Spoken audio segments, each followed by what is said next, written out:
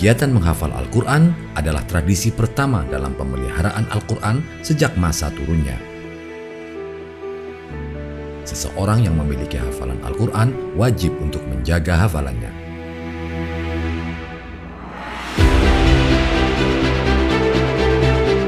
Gagasan inilah yang melatar belakangi terbentuknya perkumpulan simaan dan khataman Al-Quran yang diprakarsai oleh para santri alumni Pondok Pesantren Darul Furqan Kudus dan beberapa santri penghafal Al-Quran lainnya di wilayah Jakarta dan sekitarnya yang memiliki visi dan misi yang sama dengan nama Forum Pelayan Al-Quran. Penamaan forum dalam pelayan Al-Quran terinspirasi dari apa yang telah digariskan oleh pendiri Pondok Pesantren Darul Furqan Kudus, Almarhum wal Maghfurlah Kiai Haji Sayyid Abdul Qadir Umar Bashir, yang dahulu pernah menginginkan nama beliau ditulis di dalam almanak pondok sebagai Khadimul Quran Asy-Syarif atau Pelayan Al-Quran Mulia, sebagaimana Imam Masjidil Haram menamakan dirinya sebagai Khadimul Haramain atau Pelayan Dua Tanah Haram, Mekah dan Madinah.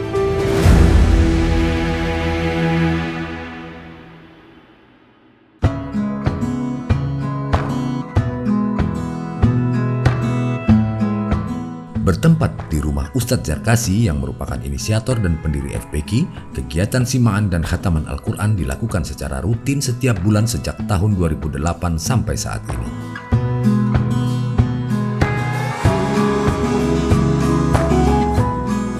Kegiatan simaan dan khataman tersebut terus berkembang di rumah warga, khususnya di lingkungan Villa Inti Persada dan di rumah anggota FPQ secara bergantian sebagai sarana menjaga hafalan Al-Quran.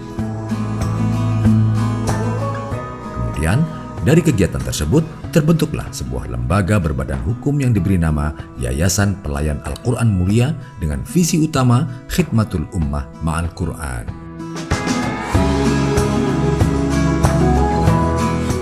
Forum ini beranggotakan para penghafal Al-Quran dan para pecinta Al-Quran. Sebagaimana visi utamanya adalah memberikan pelayanan kepada masyarakat terhadap hal-hal yang terkait dengan Al-Quran, baik dari segi naskah atau teks, hafalan atau tahfidz, dan SDM Al-Quran. Di antara bukti nyata dari visi tersebut, FPQ dalam tahap awal yang didukung oleh para dermawan telah mewakafkan 9.000 mushaf Al-Quran secara gratis kepada para santri yang sedang menghafal Al-Quran di berbagai pondok penghafal Al-Quran di Nusantara, mendirikan TK tahfidz, menerbitkan Al-Quran untuk umum, dan lain sebagainya.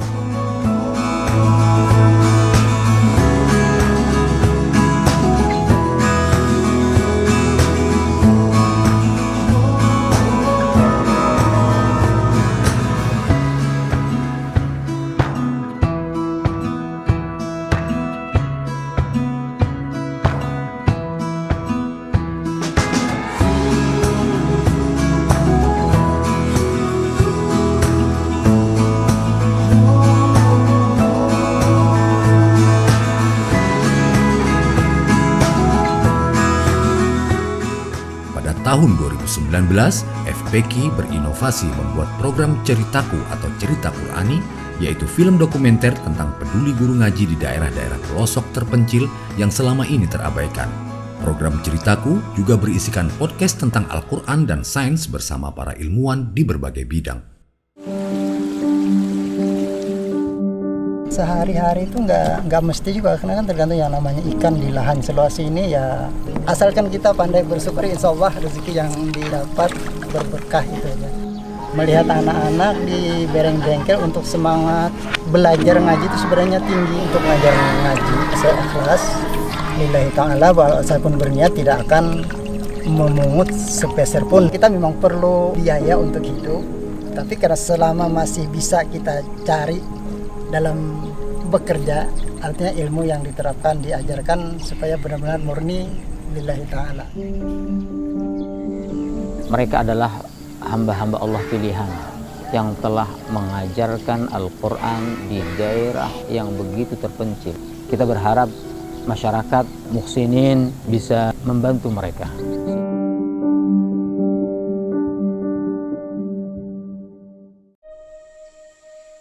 Pulau kecil mayoritas umat Islam, pendidikannya tidak ada, banyak lagi yang tidak bisa ngaji dan lain sebagainya. Saya putuskan bahwa saya akan hijrah ke desa Sepuk Laut. Masyarakat di sini berkeinginan benar untuk mendirikan lembaga semacam pokoknya bernuansa agama. Anak-anak betul-betul tidak mau seperti dia yang buta huruf. Jadi pada waktu saya masuk itu boleh dikatakan yang tamat SD yang punya ijazah itu hanya 2 orang. Sekolahnya jauh, sementara jalannya putus. Kalau sekolah pun ya tidak bisa umur 6 tahun karena memakai sampan. Pondok pesantren kami di sini, kami tidak memungut biaya sama sekali. Setelah ngajar, saya pergi ke laut, mukat, membubu, menjadal dan sebagainya. Saya pertahankan apa yang saya bisa. Syukur alhamdulillah bisa memberikan nafkah yang halal kepada anak SD.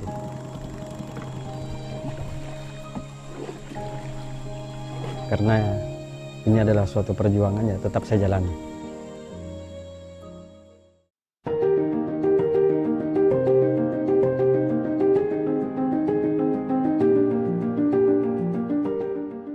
Pada tahun 2011, dibentuklah sebuah badan hukum dengan nama Yayasan Pelayan Al-Quran Mulia (YPKM) yang bertujuan untuk mempermudah program-program FPQ yang nantinya akan dilakukan bersama.